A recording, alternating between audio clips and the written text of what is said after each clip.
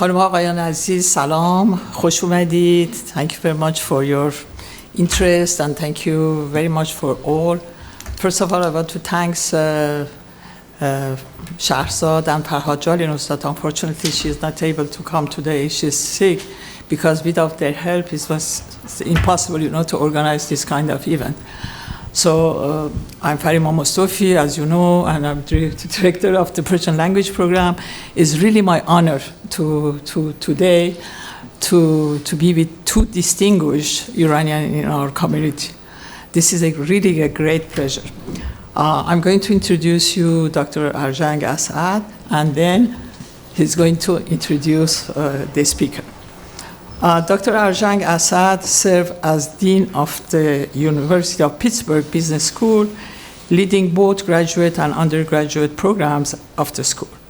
During his tenure from 2015 to 2022, he led the school to its best rankings and hired more than 40 full-time faculty members. Previously, Dr. Assad served as Dean of the School of Management of the University at Buffalo State University of New York for 7 years, where he significantly expanded both the faculty size and the budget of the school. At the University of Maryland, Dr. Assad was on the faculty of the Robert Smith School of Business. He was a member of the school's leadership teams as department chair and senior associate dean. Dr. Assad holds 4 degrees from Massachusetts Institute of Technology, MIT, PhD in management science, graduate degrees in operations research and chemical engineering, and a BS in mathematics. Dr. Assad, it seems you are the only Iranian American to hold 4 degrees from MIT.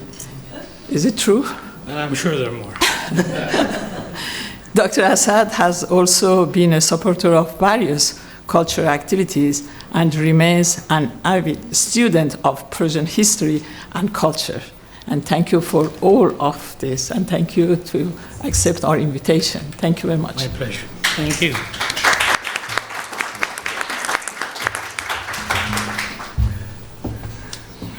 It is my privilege to introduce Goli Akbar Kashani, today's speaker. But before I do that, let me thank Dr. Mostofi for arranging this program, the Persian Studies program of Georgetown University, and of course the generous donors that make such series possible. Goli Akbar Kashani was born in Tehran, Iran, grew up in Vienna, Austria. We should say that when we're in the DC area, where she completed her high school education in 1964. She then enrolled in the United States Peace Corps, volunteering in Gilan, in Iran, and then at the University of San Jose, California, she studied philology. She got a degree in concentration in Slavic and Germanic languages. Subsequently, she taught English and Russian at the Imperial Iranian Air Force Academy in Tehran. Ms. Akbar Kashani is fluent in Russian, German, English, French, and Persian. After the 1979 Islamic Revolution, she moved to Washington, D.C., served as an executive at Women, Inc., an organization which promoted networking and career development for professional women. She also served as editor-in-chief of the organization's award-winning magazine. In this role, Ms. Akbar Kashani featured articles by prominent women, including Supreme Court Justice Ruth Bader Ginsburg, Arianna Huffington, and Jahan Sadat. She also conducted personal interviews with high-profile women, including former Secretary of State Dr. Condoleezza Rice, women's rights activist and author Betty Friedan, and many more. Today, Ms. Akbar Kashani continues to work as an editor and author. Her book, Sepahdar Biography, the subject of today's presentation, was published in January 2024. It was a bestseller on Amazon's historical Middle Eastern biographies list. She also wrote the preface and collaborated on a Persian book called Ahang Sargozasht, which was published in Iran in August of 2024. Ms. Kashani, the floor is yours. Thank you. Thank you very much for the kind introduction. First off, I would like to thank Dr. Farima Mostofi, Director of the Persian Studies program at Georgetown University, for inviting me to speak. I'm a great fan of all of your programs. I'm also very grateful for Dr. Arjang Assad for his collaboration in putting this program together with me. And none of this would be possible without the magnanimous support. None of this would be possible without the magnanimous support of the Shahrzad and Farhad Jalinous Foundation. Thank you so much for being here this afternoon. I'm truly honored to be speaking with you. This is very special for me to be at Georgetown because I'm a proud relative of 14 Georgetown alumni.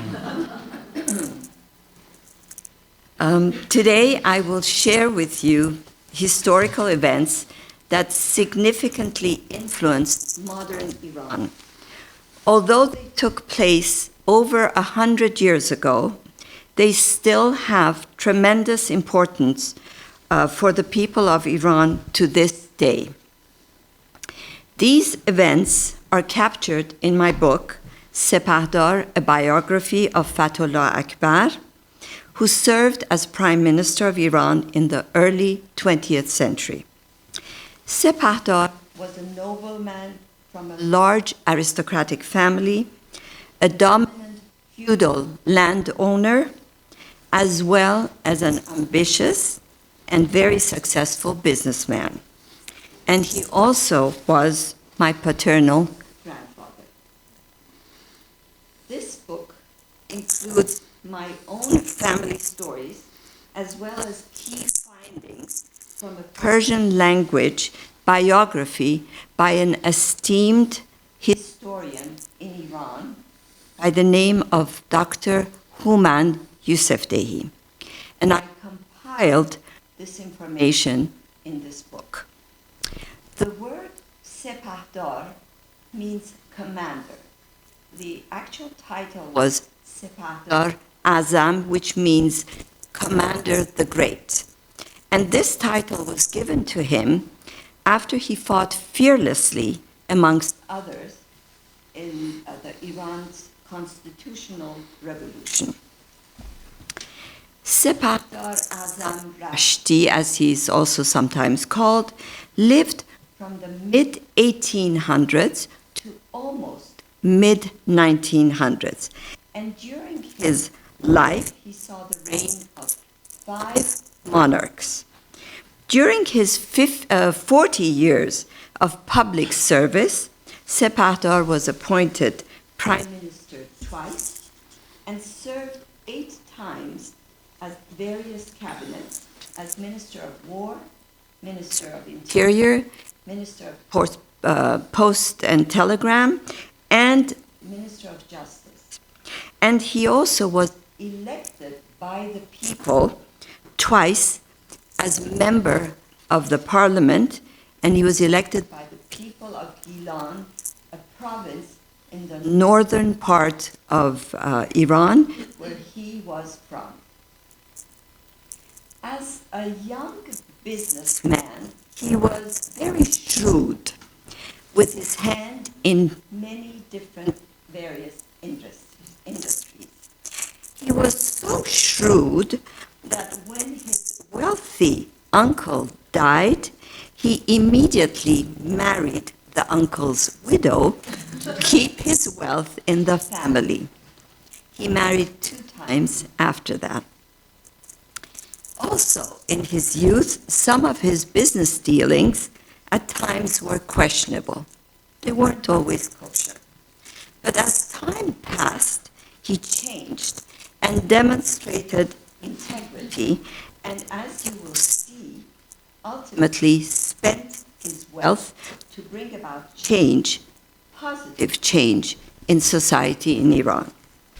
Specifically, Sepahdar played a key role in two very important events that helped shape a modern Iran. And the first event was the constitutional revolution of 1906. This was for the first time when Iranians, influenced by European monarchies, wanted a constitution to limit the power of the Shah and give some power to the people through a parliament. Now, this is interesting. The people did not want to abolish the monarchy. They kept it, but they wanted the rule of law with separation of powers.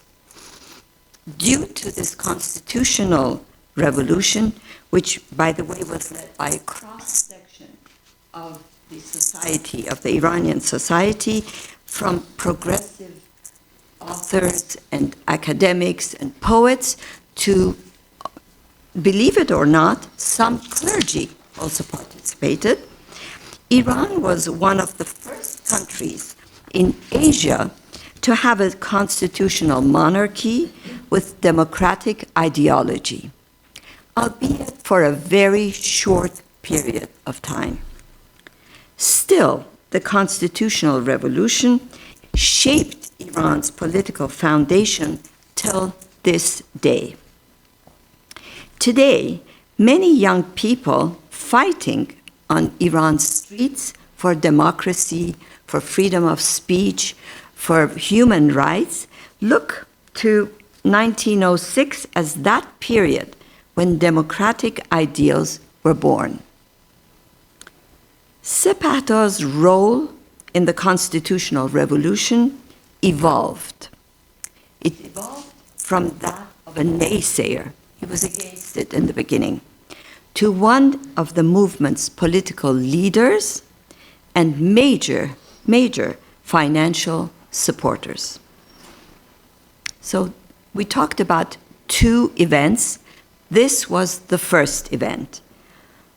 The second event that shaped the modern age of the country was a coup d'etat that occurred 15 years after the Constitution was signed. As background, in 1921, the year, the state of the country was abysmal, and Iran was plunging into chaos. There was famine, there was disease, there was lawlessness, the currency was devalued, and the bankrupt government was dependent on foreign payments. And a threat from the north, from Russia, was always looming. In this year, in that 1921, no one was willing to serve as the prime minister. No one wanted to deal with this chaos. No one wanted to be handling all of this abysmal situation. But when he was asked by the Shah, Sepahdar stepped up to serve his country and try to solve the problems. Soon after he took office as prime minister, Sepahdar learned that the British, who had great influence over Iran, especially after the discovery of oil in 1908, they were now planning a coup to overthrow Sepahdar because he was not cooperating with the British. And they wanted to install their own agent as prime minister and were determined more than before to hold on to power. And now this is where Sepahdar's consequential role in this coup comes to play. This has never been disclosed until my book was published. This is for the first time. Against his own personal interests and knowing that the coup would end his tenure as prime minister, Sepahdar secretly and successfully collaborated with the charismatic military leader of the operation, not the agent of the British. He knew the coup was inevitable, but worked to change the course of the coup. He could not stop the coup, but he could change the course of the coup. He did this because he believed the country would be better off with the military leader who was a true patriot instead of the agent of the British.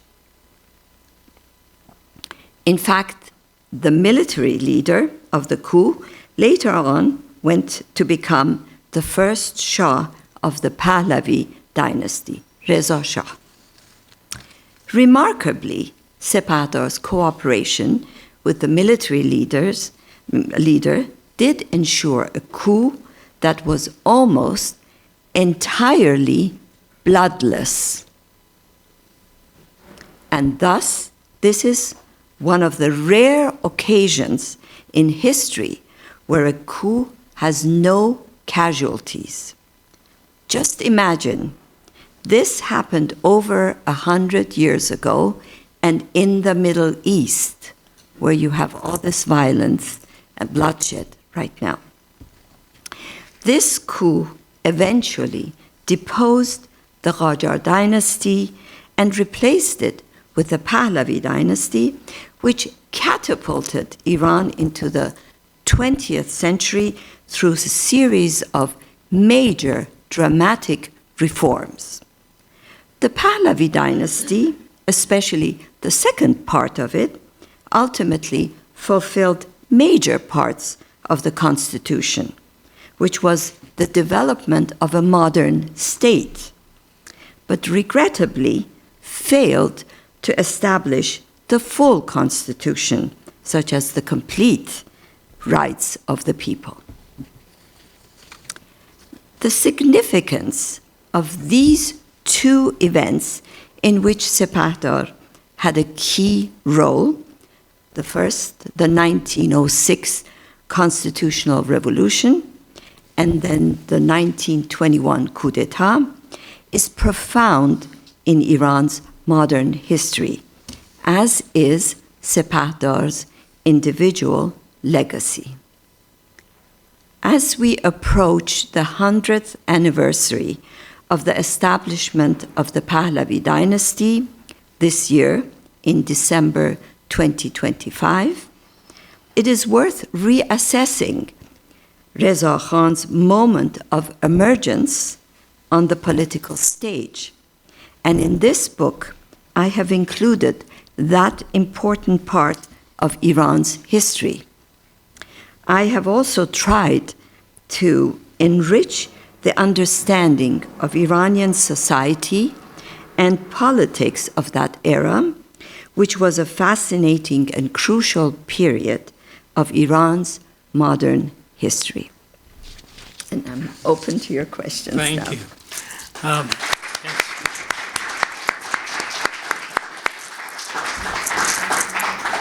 Yes, I'd like to thank you for that really expertly crafted presentation, which I know you kept short so that we would have more time for Q&A. And to lead that off, I'm going to start with just a few questions. What events or individuals caused Sepahdar to pick up the constitutional cause? To answer this question, there were several elements. And I can think of first the fact that where he was born and he was raised. He was from Gilan, as I mentioned, and he was raised in Rasht. And Rasht is a city that is at the cusp of the Caspian Sea. Rasht has a history of trade, and it's known as the gateway to Europe. Because of the Caspian Sea, Europeans who traveled to Iran would take the train to Russia, then take the ship to the port city of Anzali. And so Rasht was very cosmopolitan. It had lots of trade with the Caucasus, trade with Russia, and also trade with Europeans. Italians had a silk trade. I don't know if you knew that. The Italians had a silk trade with Rasht, with Iran. And so there was a lot of progressive ideas coming through this town. And the people in Gilan and in Rasht, I would say, have a more open-minded or more progressive idea of life than anywhere else in Iran. And so that, I would say, is one of the elements. The other element would be the fact that since he was 19, he always traveled to Europe, and it was always France, and France being a republic.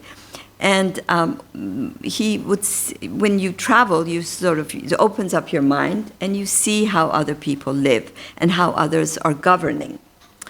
But I think the most important element that I can think of, the strongest, was an incident that happened in 1904. In 1904, this is at the time of Mozaffareddin Shah, the Qajar Shah, the Iranian government was mismanaged, and it, at that time, was bankrupt. And it was greatly in need of funds. The treasury minister secretly ordered the kidnapping of Sepahdar. And we have to remember Sepahdar was this very wealthy feudal landowner and businessman, so he's quite wealthy. So the treasury minister, he orders the kidnapping, and Sepahdar was held hostage in a dark and soiled room until he was forced to pay an exorbitant ransom to the government. Later on, while speaking with the British ambassador, he said, sarcastically, that this was the most expensive room with the worst accommodations that he had ever stayed in. And I presume this was the treasury minister's way of balancing the budget and filling the coffers of the state. But when you think that something like this can happen to someone well known as him, then you can see how abused the rights of people who were not as wealthy could have been. And I think that might have helped in that. Thank you for those wonderful insights. So the book is replete with historical facts and information. So we have a couple of questions that are a little bit more on the personal side, if you allow. You were born after Sepahdar passed, so you did not get to interact with him personally. What did you hear from your close relatives about his personality as a family man, and what were Sepahdar's passions and interests outside of politics? I'm very happy that you asked this question, because the book is all about the history and the politics. But I'd like to talk about what you just asked. I have a cousin in Tehran who's 104 years old. Wow. And I talked to her, and she helped me with questions about the book throughout these years. And when I asked her this question, this personal question, she said that she was 12 years old when he passed away. And she remembers him very well, and she remembers that he was a very engaged grandfather. And he always had treats in his pockets for the grandchildren. Little marbles, little nuts, whatever. So that's the personal side. But in regards to your question about his interests outside of politics, I must say that his relationships and friendships with people and the principles he stood by. And I will give you an example of that. In 1925, Sepahdar met Agha Khan III, who was the leader of the Ismaili faith. He met him in the north of France in the city of Deauville. It's a resort town, and they both were there. This meeting turned into a lifelong friendship between the two. Every time Sepahdar wanted to come to Europe, he would let Agha Khan know. Wherever Agha Khan was, either in London or in Italy, he would always come, and they would spend a week together somewhere in France. When Sepahdar fell ill, he had cancer, and he was no longer able to travel to Europe, they had this correspondence with Agha Khan. And I know about this because after Sepahdar passed, a box of letters came to my father, and I had seen the letters.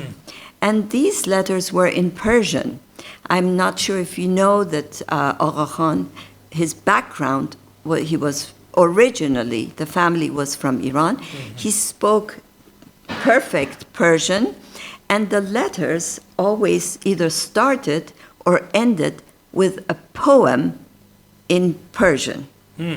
And the reason I know that Sepahdar, he reciprocated that, is because in one of the letters, or in some of them, it would say, Qurbanat Gardam, my dear friend, in response to your Hafiz, here is a Khayyam. So we know that he would be sending these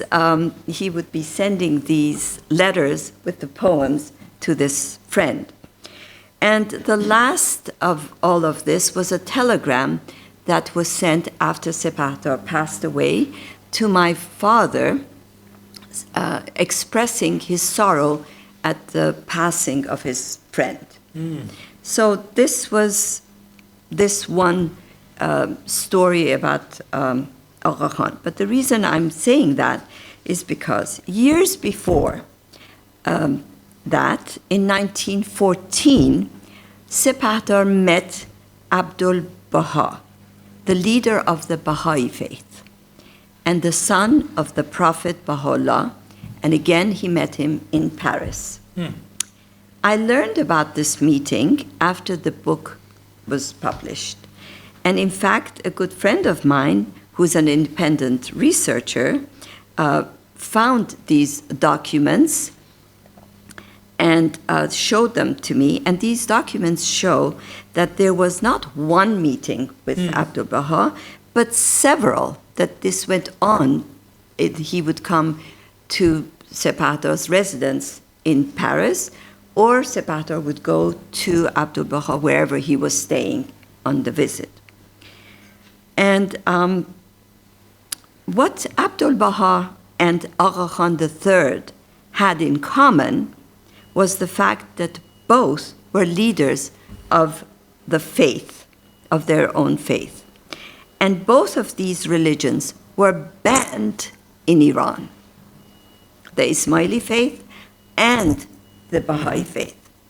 And both individuals were not allowed to be in Iran. Nevertheless, Sepahdar befriended these two leaders and had an ongoing relationship with both, knowing that he would be criticized for this in Iran. He cherished his friendships and acquaintances, and this shows an independent thinker who was not deterred by neither the clergy nor the governing establishment of Iran. Thank you. This is not in the book, so Yes. all new to us. Yes. So the publication Hablum Mateen has a prominent role in the Iranian constitutional revolution. In fact, in 1907, 1908, it was probably the most popular publication in Tehran with, radical ideas. However, there is a connection between this publication and Sepahdar. So could you tell us about that? Thank you very much for asking, because there are two sides to this. And as you said, it was a very progressive publication. a patriotic journalist working for this paper wrote an explosive article, and you read it, so you know this very, very explosive article criticizing the clerics and blaming the Arab Islamic invasion for the backward thinking and superstitious beliefs of the Iranians at the time.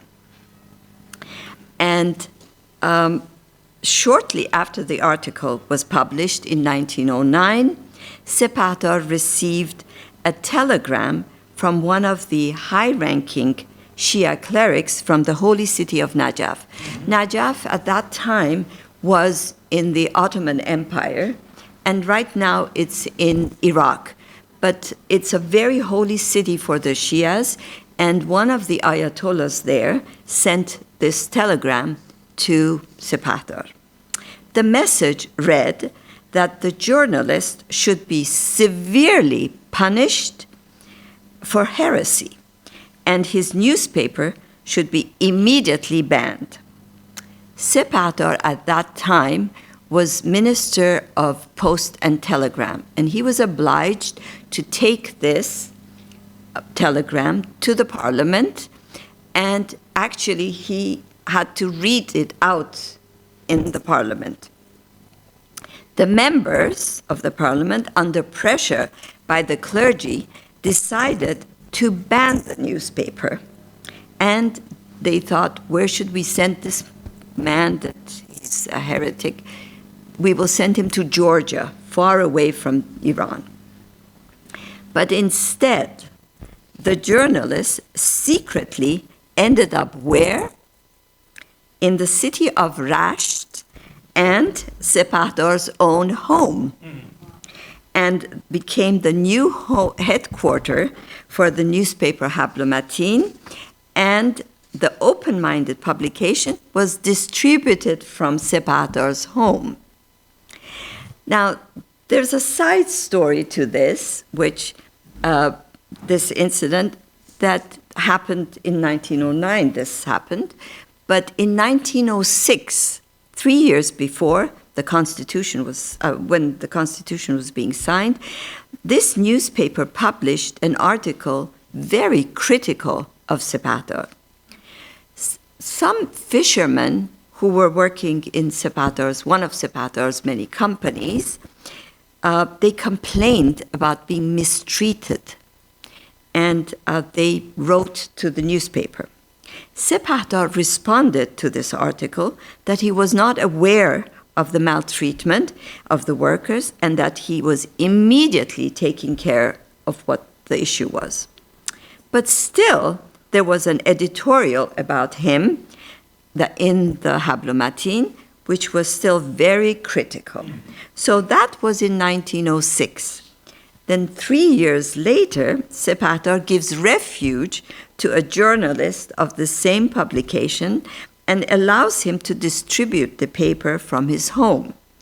That he was willing to embrace a newspaper that lambasted him years before captures Sepahdar's general evolution. Wonderful story. Thank you. Thank you. My last question is, your grandfather had a secret meeting of which you kind of alluded to before the coup. So can you give us particularly your grandmother's account of this event? Yes. Thank you for that question. My grandmother, I must say that she was the third wife of my grandfather. And my grandfather by then was 49 years old, and my grandmother was only 16, so she was a very young bride. And when she got married, she had to learn a lot of things in this very big household. And one thing she immediately found out was that there were all these spies in the house. The butler was a British spy, the gatekeeper was a Russian spy, and there were spies who were in the household from the government also. So she had these women who worked for her as maids and some of them as women in waiting, And so she deployed, the 16-year-old, deployed these women, and they were spying on the spies. So they would bring information to her, and she would then give it to Sepahdar. There was a lot of intrigue going on in the house. But the question that you asked, and I set the stage so you would know what kind of a household this was. This was during the time when the Sepahdar was a prime minister. Mm-hmm. And one night, she's sleeping, and suddenly she sees her husband get up in the middle of the night, puts on his coat, a hat, and it's the middle of the winter. And he very quietly gets out of the house so that none of these spies hears or sees, and goes through the back door into the back garden. And she jumps up to look in the window to see where he's going. And he's walking towards the back of the garden where the stables are and where the carriages and the horses were. And she sees from that gate there a very tall soldier or an officer with uniform coming with a horse. The officer ties the horse to the tree, and Sepahdar and this individual, they walk, and it seems that they have a conversation together. And this takes about an hour. And after that, the horseman leaves very quietly, and Sepahdar very quietly comes into the house. And of course, my grandmother pretends as if she doesn't know anything. She's fast asleep. Well, 2 days after this, the coup d'etat happens, and Sepahdar steps down. And my father later on told me, I found out when I grew up, that that tall man was Reza Khan, the military leader of the Cossacks, the military leader of the coup. And they were collaborating. He was collaborating with the prime minister so that against the British, so that there would not be a bloody attack. And so that if there's a British coup that the British want to do, there will be no Iranians killed. Because if the Cossacks attacked, the gendarmerie, Sepahdar would have to send the gendarmerie, and he put the gendarmerie on standby, but he told them not to engage. And thus, no one, not one drop of blood was shed during this coup. And I think this is one of my grandfather's, I think one of the biggest achievements is because you could not do anything against the coup. The coup would have happened, but you could do something so that his countrymen wouldn't be killed. And I think that was one of his biggest achievements. Thank you. Yes, I think that account really shows the value of personal histories and family histories, because the normal history books do not have access to what you heard directly from your grandmother. And then your father corroborated. Yes. So thank you for answering my questions. And now the floor is open, please. You gave us a fantastic expose of the book. You gave us a fantastic expose of the book. I've read it. I've read passages of it. I've book. Can you talk a little bit about the end of Sepahdar? How did his life end? Where did he, did he go to Raj? What happened to him? Because he was not involved in the government, but he met with Reza Shah continuously, even after Reza Khan became king. If you could spare a few minutes and talk about that. And talk about your grandmother, who really is a fascinating woman. Yes. Thank you. Thank you very much for this question. I will talk about my grandfather first, and then a little bit about my grandmother. Sepahdar, by the time he was, because after the coup, he still served, but as a parliamentarian. He was elected by the people, and he served 2 times in the parliament. But then he fell ill, and as you can see by the age, it was towards the end of his life, and he had cancer, and he stayed in Tehran. But as you mentioned, and it's mentioned in the book, he had an audience with the Shah I think every Monday morning, yes. And sometimes these were very short, like 5 minutes salam, as they say. Or sometimes Reza Shah wanted to see him alone.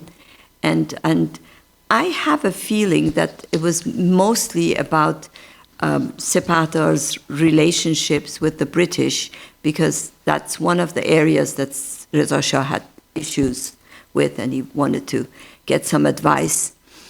And he stayed, and he did a lot of charity work.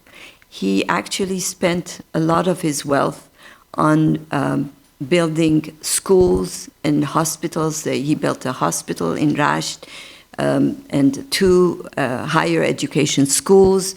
And so he wasn't involved in politics anymore that much, but he stayed in Tehran, and he passed away in Tehran. And he had there was a very, and it shows in the book, very large funeral procession. The government had a very large funeral for him. These are his last years, and after that, he never went back to Europe. After he was a prime minister, he never did go back, because he was serving. And I think one of the reasons he didn't want to be in Reza Shah's government, in the cabinet of the Reza Shahs, because after all, he was the prime minister of Qajar Shah. And this story that I just said, this was in our family. This was kept quiet. And I'm going to disclose something here that I haven't said, I've just said it privately. But in 1990, the founder, or the person who initiated the Harvard University oral history, Iran oral history, Dr. Habib Lajwardi, approached me and asked if he could interview my father, who was the son of Sepahdar.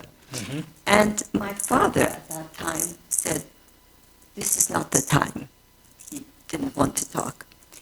And right before my father passed away, he said to me, now you can, this is the time for you now to say.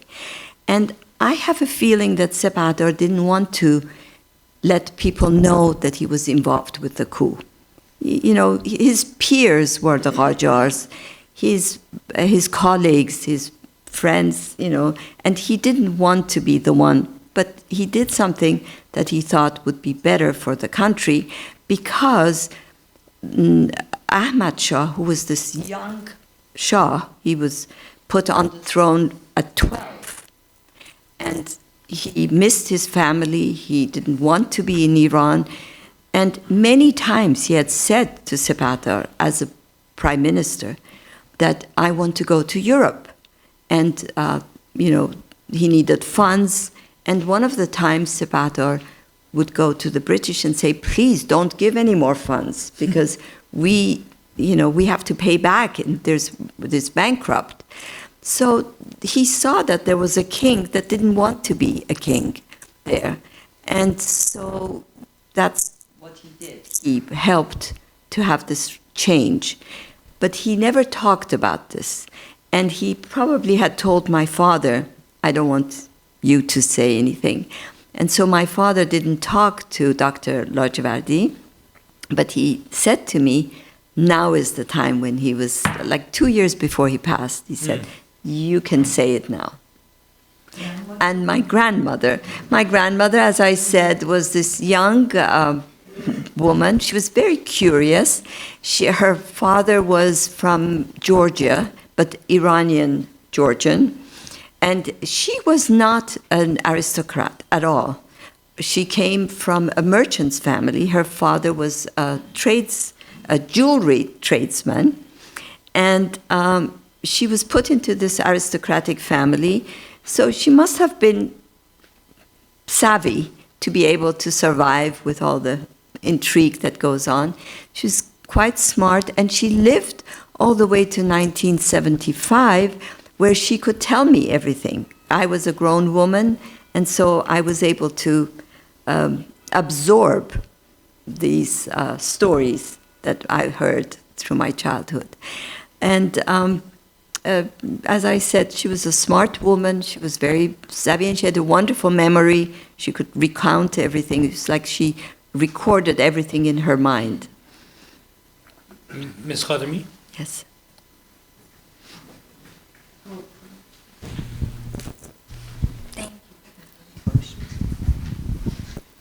I congratulate Goli Akbar Kashani one more time. Thank you. I'm sorry I missed the first part of your presentation. I had a prior engagement. I have a comment.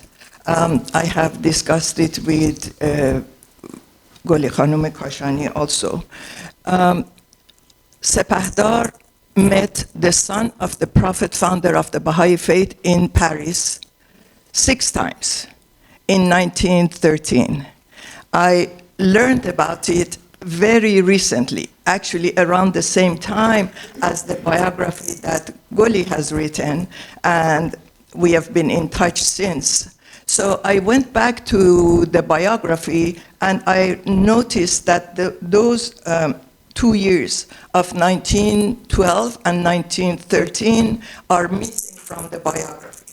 So I have started my research.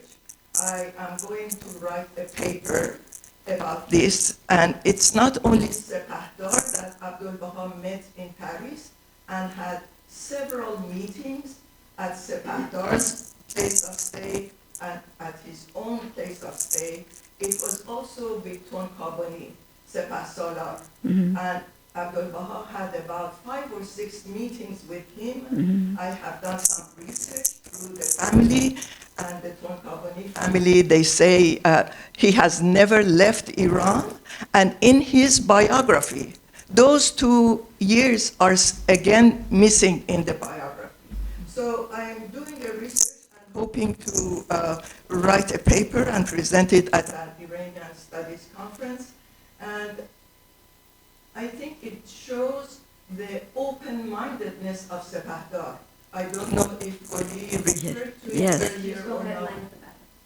So this is another example that even though up to now, I mean, it has been in the past, it's in Iran, it's outside, people are concerned of having affinities with the Baha'is and fear of retribution from the authorities. They sometimes ignore factual information, and it's missing from the Iranian history books, and it's being omitted even outside of Iran. So I just wanted to stress that important fact about another example that I missed earlier in your presentation of today. Yes. Thank you. Yes, please. Can you tell us a little bit more about the characterization of the friendship between Reza Shah and your grandfather? I think there was not a friendship like that, like a personal friendship. I think it was mostly something that both of them thought that was imperative to do. And because they didn't socialize with each other, there was no socialization. He would meet him just to talk or to get advice, and my grandfather would pay respect because he respected the authority of the Shah. But they had great respect for each other. And thank you for asking this, Lady June, because when my grandfather passed away, this is very unusual for Shah because he's a very stern person. His character is not such to do that. But he asked the three sons of Sepahdar to come and see him, and he expressed condolences to them. And there's a picture of that day that the three of them, my grandfather, my father, and my two uncles, are ready to go and see Reza Shah. And so this shows respect, that he respected Sepahdar, and I think my grandfather also respected Reza Shah for all the reforms that he was doing. And also, interestingly enough, at the time when, history says, this is something that I read, that Reza Shah himself did not want to be the Shah. He wanted his role model, Turk, and he wanted to be a father of modern Iran, and then to step away. But then the British, who are then, and the clergy, it's always British and the clergy, they pushed him to become the monarch. And of course he could say no, but he accepted, and he became the monarch.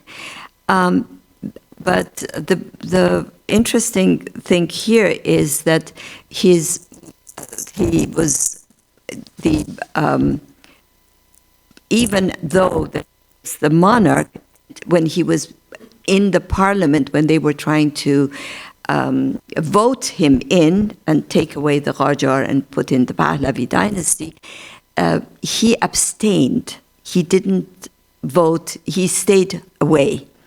And he didn't want to go and vote for this new monarchy, this dynasty. And he didn't want to not vote because he was for him. So he abstained, he was away. And that shows also kind of his respect for that. Thank you. Are there any other questions? Yes, please. I just have a comment. I have not finished your book, unfortunately, yet, but I found some of the anecdotes at the beginning very sort of fun to read. His business, for example, having the first toll booth, I thought that was very modern. Yes. No, seriously, to actually then rent it out to the state of Gilan, not state, but province of Gilan, and build those roads, have the toll booths. I thought his business ventures were very forward-looking. That part I really enjoyed. Thank you.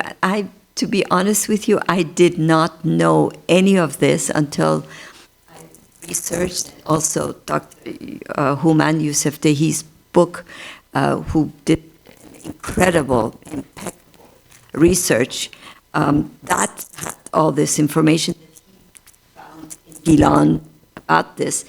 And I was just like you. I thought to myself, I knew he was a politician. I knew he was this, statesman. I did not know that he was such a businessman. He was really his ventures were amazing. And sometimes some of them were a little bit shady, but I think business people have some kind of a... Yeah. But thank you. That's a very wonderful observation. Thank you for bringing it up, because I was just as surprised. Thank you. Yeah, Sayed, please. Goli Jun, thank you for this wonderful talk. I want to ask, do you have any plan for translation the book back into Farsi? Because yes. I know many original resources were original in Farsi. Yes. Are you thinking about the translation? I'm thinking about it, but my publishers are Mage Publishing, and they have the say. I have to, what I actually, sorry June, what I wanted to do is to have it translated and put it openly on the internet for people in Iran to be able to read. That's what as a PDF file. But I need to talk with the publishers because they have the rights to it. So my preference would be to do that so that I could give it free to people in Tehran to see, especially the parts that are not in the book of Dr. Youssef Dehi, and the part with the, obviously the parts about my anecdotes, about my personal stories, but also at the end with the coup d'etat, because that is not mentioned in the coup d'etat is differently put in Dr. Youssef Dehi. And my story is the first time that it was openly discussed. So it's a very good idea, but I hope I will be able to do it. Thank you. Any other questions, comments? No? No? Second thoughts? Well, if not, then it's my privilege to, I don't know. Thank you again, Goli Jan. That was a wonderful presentation. Thank you very much. And it was my privilege to play a very small part in this. Very big part. I want to thank once again the Persian Studies program at Georgetown.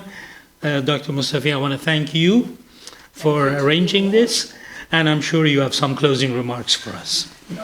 So thank you again, and thank you for your interest. Thank you, because this is the only way that the program like us, can see that really we are not only to work with our students, but also to attract some interest and with the help of our funders also to be able to expand, this wonderful culture and all the activities that we can make. And thank you all for our students present also here that always they encourage us. And I want to make also a note for all the students, for Danny and Zabi, that they help us also to organize this again. And thank you again to our fantastic table and to this book talk, because actually this is the first time that we have a book talk. Usually we have other events or in the form of webinars, and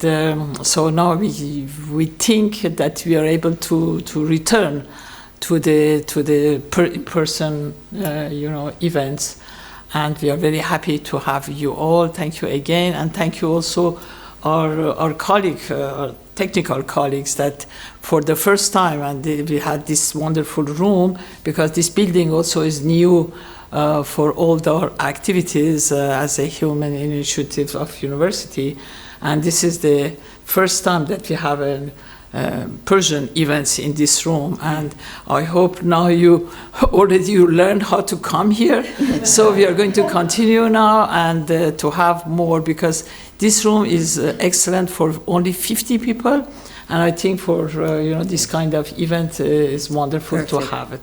And then again, thank you to you, Goli Khanum Aziz, and to our. Now I learned that you are the first Iranian to have 4 degrees from MIT. So very, very important for us, and also it's a really honor to have you all. Thank you again to you all. ممنون، متشکر، با سپاس فراوان. Thank you so much.